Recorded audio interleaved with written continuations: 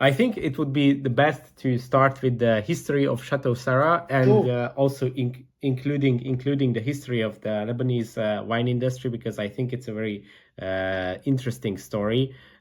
So could you tell us the story of your chateau and how your family got involved into this industry? Well, let's start with the history part because our winery is part of the Lebanese history. Yeah. You could almost see modern history of Lebanon through the lens of the winery. But let's go back to, a bit of knowledge, let's say, on Lebanese wine by and large, because probably most of your viewers have probably not even drunk Lebanese wine yet. So Yeah. it's not really difficult to understand Lebanese wine because Lebanon's a small country, it's a boutique country, it's a gastronomic country. So an author and a very renowned Lebanese wine writer called Michael Karam has a very interesting way of portraying Lebanon. He portrays Lebanon through 4 points. So you have a Lebanon that is high, and high we mean altitude and not the other things that grow in the Bekaa Valley. It is old because there's a history of winemaking, and we will discover this later on in other points once we tackle them. Yeah. And it's French because it started with the French, and also we'll tackle this later on during the discussion. And it's very diverse. So it's very diverse because you've got a lot of cultures around Lebanon, a lot of religions, and everybody lives and coexists together. And why am I starting with these 4 points? Because these 4 points will actually lay out the history of winemaking in Lebanon that started with our winery, Chateau Ksara. So if we want to go back to old, so the second point that I referred to before. So high because it's high of altitude, 1,000 meters plus. So the story starts with old. In 1857, a couple of curious Jesuit monks decided to make wine in Lebanon. At the time, people didn't know why they wanted to make the wine in Lebanon, but in hindsight, you can know that they probably knew that there was going to be a very few thirsty French soldiers that were going to come to Lebanon, and if it was the English that would have came to Lebanon, we probably would be sitting here talking about tea. But since it was the French, they brought their good culture of gastronomy and wine to the area. So Exactly. The Jesuits got on a boat, went to Algeria, bought some vines from Algeria, got back on a boat, came to Lebanon, and planted the vines in 1857 at Ksara, which is actually where the chateau is. So the chateau is called the Ksara because the area is called the Ksara, or Ksar. They used to refer to it as the little castle, although there was no castle in the area, but there was a little building with crenulations on it, and that's where the name came from.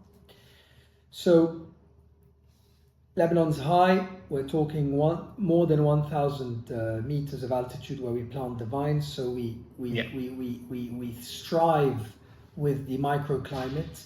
It's old because it started in 1857. Modern history of winemaking in Lebanon started with the Jesuits at Chateau Ksara. It's French because most of the missionaries were French, and then the French came and had to sort out the country because it was in a mess.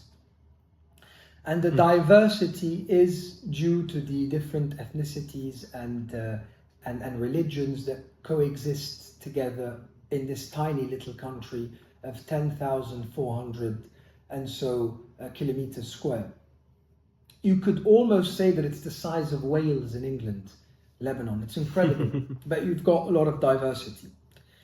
Yeah. So this is a snapshot of Lebanese wine. Basically, if you know those 4 points, you know 50% of what you're supposed to know about Lebanese wine. The other 50% are the grapes that we grow, how we've developed throughout the time in winemaking techniques and so forth that we will tackle along the way. But just before moving on to further questions and to go back to what you asked at the beginning. So wine culture in Lebanon is not new. Although people think of us as a new winemaking region, we're not actually. We're an old winemaking region because the Phoenicians traded wine in amphoras before the Jesuits came and set shop in the Bekaa and then brought this wine culture that then burgeoned into more than 50 wineries today. I started the conversation by telling you it's a boutique country. It is a boutique country. It is a boutique place to produce wine because maybe your viewers probably don't know there are 36 billion bottles of wine produced annually in the world. Lebanon only makes 12 million.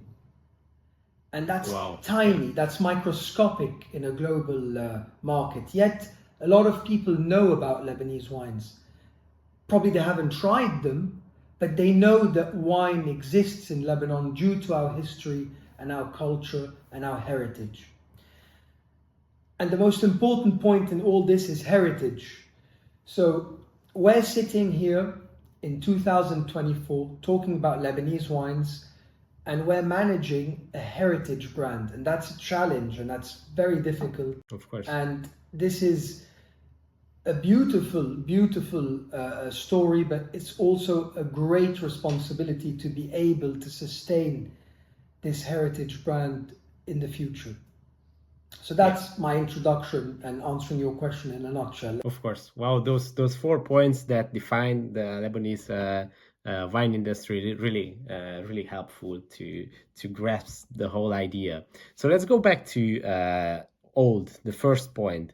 And it's very interesting that you mentioned that it's actually not, people think that it's a new wine industry, but it has a great heritage, and even one of the first grapevine growing areas. It's this region where the grapevine, the Vitis vinifera, was coming from and coming to Europe. So we could also say that it's a rebirth of the Lebanese wine industry of this region, because it actually started from these regions, the whole Vitis vinifera. You could almost argue that Georgia could claim that they're the oldest wine producing region, but I don't really know. Maybe we are, maybe they are, but it's interesting to follow the vine and how the vine traveled. Thanks for watching this video. You can watch the full podcast episode by clicking here, or watch another interesting video by clicking here. Let's continue the discussion in the comment section and see you in the next one.